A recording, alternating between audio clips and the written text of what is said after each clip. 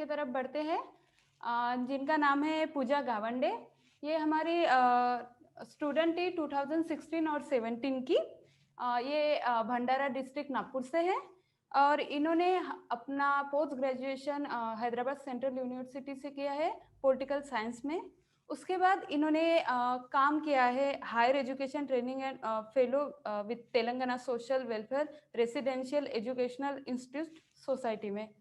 और इनका सपना है कि ये आगे जाके पीएचडी करे और हायर स्टडी करके जो मार्जिनलाइज वुमेन है उनको हेल्प करे। तो हम इनवाइट करते हैं हमारे नेक्स्ट एलुमनाई को, पूजा गावंडे। जय भीम टू एवरीवन। मेरा नाम पूजा है और मैं महाराष्ट्र के भंडारा डिस्ट्रिक्ट से हूँ। मैंने अपना ग्रेजुएशन यहीं से अमरावती यूनिवर्सिटी से किया है और अपना पोस्ट ग्रेजुएशन मैंने यूनिवर्सिटी ऑफ हैदराबाद से कंप्लीट किया। क्योंकि आज सावित्रीबाई फुले की बर्थ एनिवर्सरी है और हम आज एजुकेशन के बारे में बात कर रहे हैं, तो मैं जो भी चीज़ें मुझे लगती है कि क्या ऐसी कौन सी ऑब्स्टेकल्स है जिसके वजह से हम लड़कियां स्पेशली जो मार्जिनलाइज कम्युनिटी से आती है और वो क्यों हायर एजुकेशन को परस्यू नहीं कर पाती। इसके पीछे सबसे पहले रीज़न ये है कि हमारे घर में बचपन से हमें गाइडेंस करने वाला कोई नहीं रहता। हमारे पेरेंट्स बहुत ज़्यादा एजुकेटेड नहीं है और ना ही हमारे रिश्तेदारों में से ऐसा कोई होता है जिसे हायर एजुकेशन के बारे में कुछ पता हो।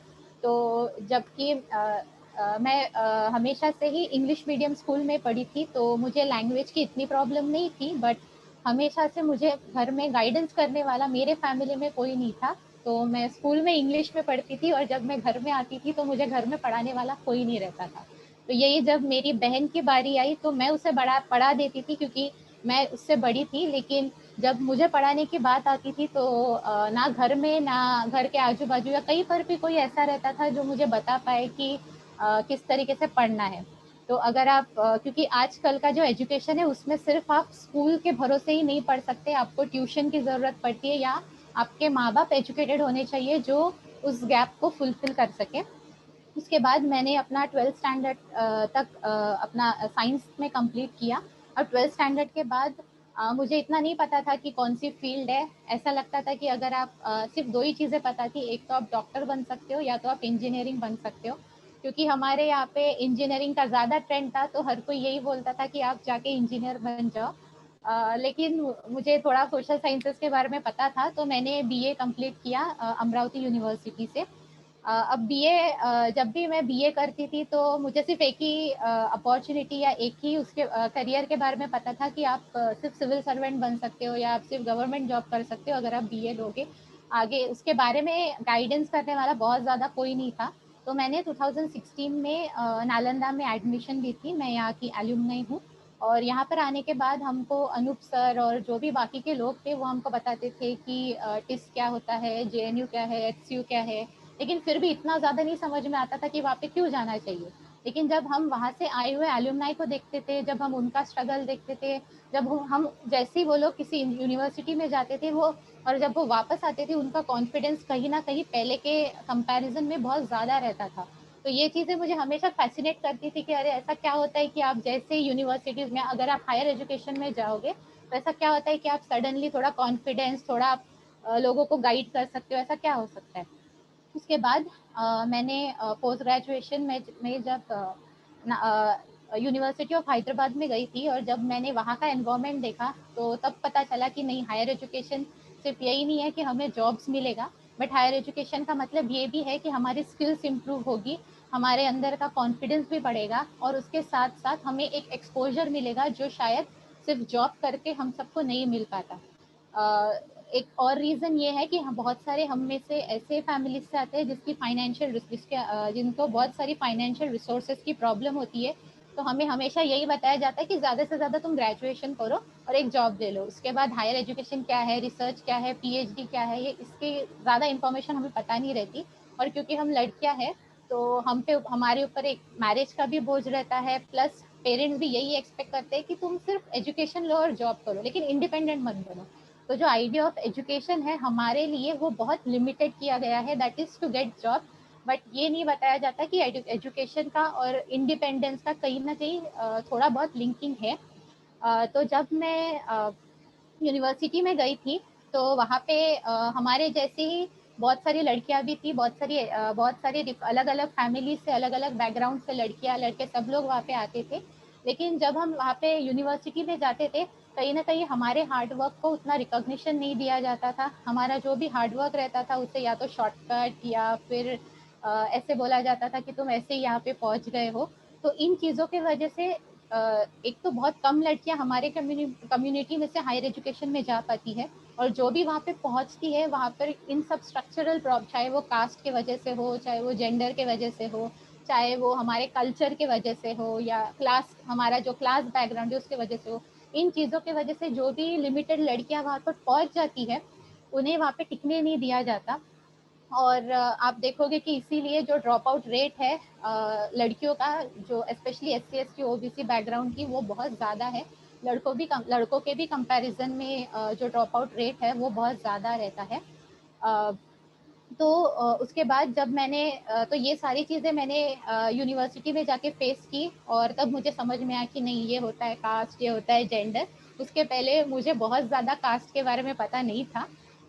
लेकिन यूनिवर्सिटी में जाने के बाद, प्रोफेसर्स का एटीट्यूड देखने के बाद, जो कॉलीग्स, हमारे जो भी फ्रेंड्स रहते हैं, उनके बीच में जो भी कन्वर्सेशन होता है कास्ट के ऊपर, जेंडर के ऊपर, वो सब समझने के बाद मेरी जो अंडरस्टैंडिंग है कहीं ना कहीं कास्ट के ऊपर, वो थोड़ी बहुत बनी और थोड़ा बहुत चीज़ें समझ में आई।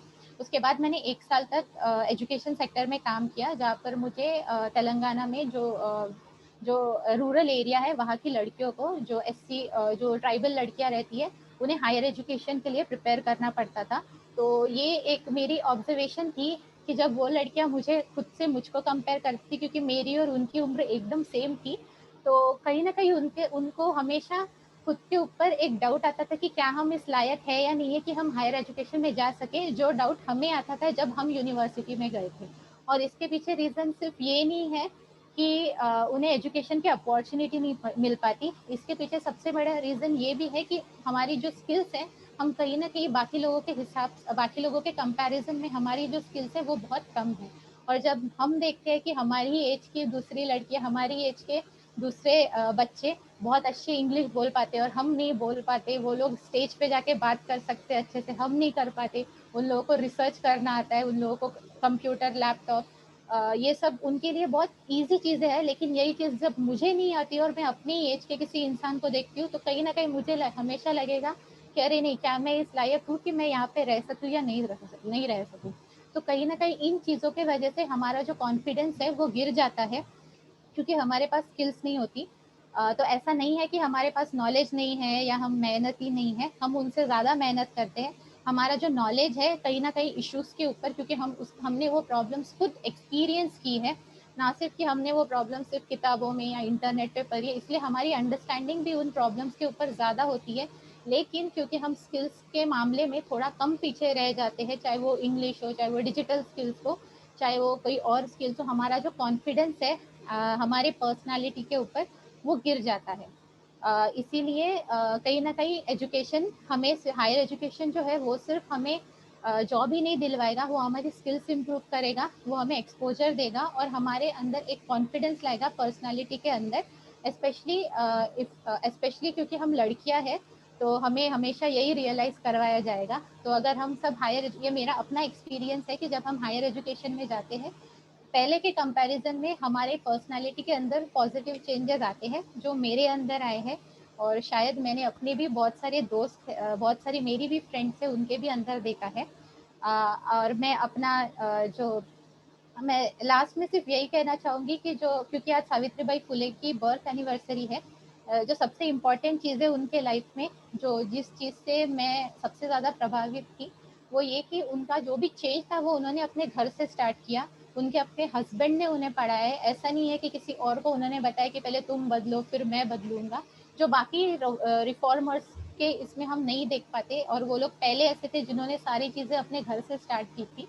तो कई और ये एक थी, और दूसरी चीज़ ये थी कि जो एजुकेशन है या जो सावित्रीबाई फुले का पूरा काम है, वो सिर्फ ये नहीं था कि हम एजुकेशन देंगे, बट अगर आप उनकी अपनी पर्सनालिटी को देखेंगे, तो बिना किसी से डरे या बिना किसी की चिंता किए कि वो कोई सोसाइटी मेरे बारे में क्या सोचेगी, मैं अपनी ओपिनियंस एक्सप्रेस कर सकती हूँ, मैं अपने लाइफ के डिसीजंस खुद ले सकती हूँ। तो कहीं न कहीं ये 2 चीज़ें थी जिसके वजह से मैं सावित्रीबाई फुले उनके लाइफ से ये 2 चीज़ें मुझे सबसे ज़्यादा इंस्पायर करती है।